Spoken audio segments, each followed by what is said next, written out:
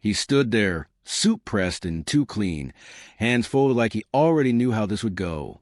The courtroom was full of stares, none kind. His name echoed across the room, called like it was the punchline to a cruel joke. When he tried to speak, his voice cracked. Just once. That was all it took. The judge leaned back in his chair and chuckled loud enough to fill the silence. Try again, son. Maybe without the tears this time. Laughter rippled through the courtroom, from the bench, from the gallery. But he didn't move. He didn't flinch. He just stood there, the weight of injustice heavy on his shoulders. Then the doors opened. Sharp heels clicked against the floor, cutting through the noise like a blade. The room froze. A black woman in uniform entered, rows of ribbons gleaming under the courtroom lights. The kind of uniform that commanded silence without needing to ask for it. She walked straight to the bench, her steps measured, her gaze steady. Without a word, she placed a folder on the judge's desk. The judge's smirk vanished.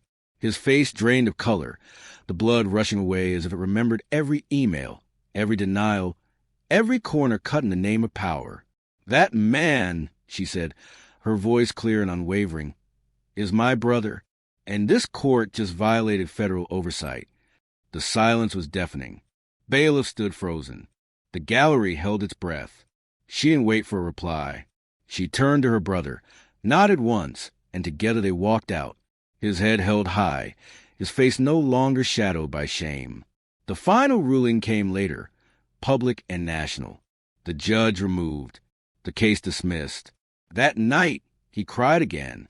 But this time, his tears fell onto her uniform as he held her close, the weight of gratitude heavier than words could ever express. If this story moved you, share to remind the world that courage, family, and accountability can change everything.